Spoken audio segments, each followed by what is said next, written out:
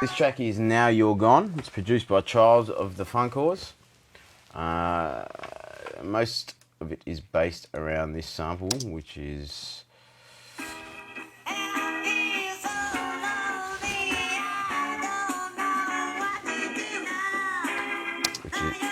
which he chopped up here, as you can see. I'll get rid of that. It was taken from an original.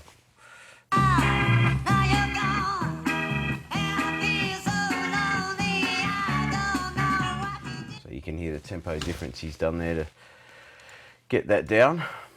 I'll try not to give too many of his secrets away.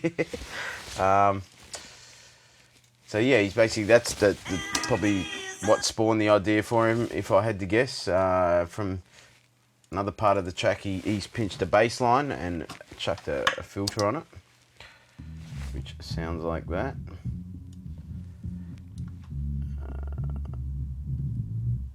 And he must have done the filter previous to dragging that into Logic.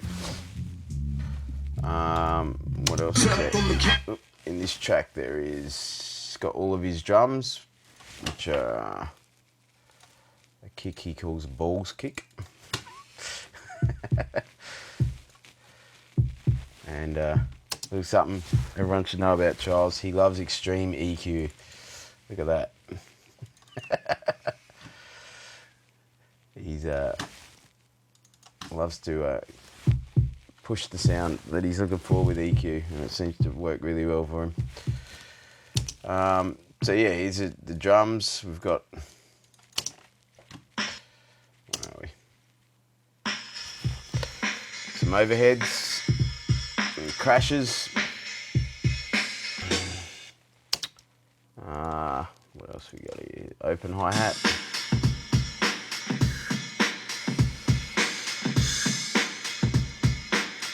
Some extra kicks and snares, so there's layers of kicks and snares on top of each other there just to bolster it up. And then yeah, when you put it all together with the sample,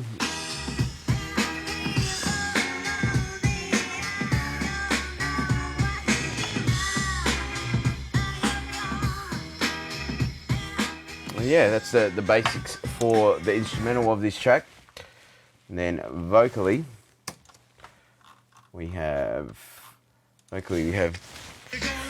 Pressure's vocals. I'll solo out.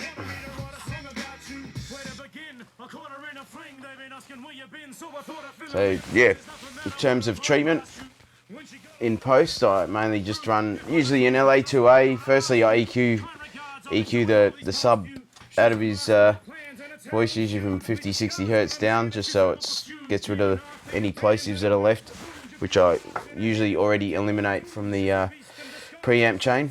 That's just for the leftovers. Then I do a little mild compression of about 3 dB with the LA2A. Then run into a Neve 33609. That's more just to colour it a little. It's not so obvious if you bypass it off and on. It's more of a subtle warmth that it adds. Then we run into the good old vintage warmer, which is more of a another warming thing, just a little bit. I don't go overboard with it. As you can see, it's only pulling half a dB, if that. Then we run a Oxford suppressor by Sonox, which is great for honing in on his essing of whatever's left of that after recording. We run it a bit harder here because this was recorded before I got the hardware de-esser, but it's still pretty subtle. After that, an Antes warmer plug-in just to add a bit more warmth, and that was more to make his verse sound like Suffers. I was just trying to get the same tone across both verses. And lastly, a good old platinum Verb, which didn't need much Verb this track, so I just used a standard one. Usually we use an EMT or a Space Designer, but yeah, the platinum Verb seems to work well for us most of the time. Verb's pretty hard to hear in hip hop. When it's over big beats, there's not much sparseness to it. So yeah, as I said, if it was more of a sparse track where the beat kind of broke down and his vocals were more naked, we probably would have added either a bigger reverb or a more complex reverb, but yeah, this seems to work fine. You can hear, if I bypass it, I'm gonna ask you, kind regards, I've been doing well these past few. She's a master with plans and a terrible feud, leaving scars on a man if she's ever... It's hard to hear when it's off and on, so yeah. So on this particular track, pursued, even after you're damned and you kind of hear the tail of it there. and aware of the wounds, your beating hearts and It's there, but it's really subtle. So, yeah, Verb isn't a huge thing with hip-hop unless, yeah, as I said, it breaks down into a cappella parts and stuff where it's naked. Usually delay is more prominent because you can actually hear it over the...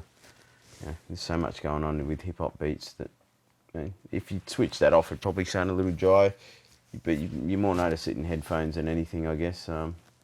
Creates a sense of space, but it's not like in typical music where you're trying to completely immerse them in it to create an environment. You're just trying to make them sound natural. But I don't have to add much because the room is a good mixture of live and deadness, so yeah. And this is my one-trick pony. Is expanding the top end with the UAD Precision Multiband. If I switch this off,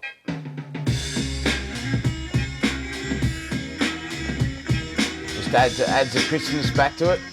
It's a nice little subtle thing, and this slight bit of limiting, which I wouldn't normally do, but just to glue it together before we recorded over it. So yeah, that was the last stage with this one.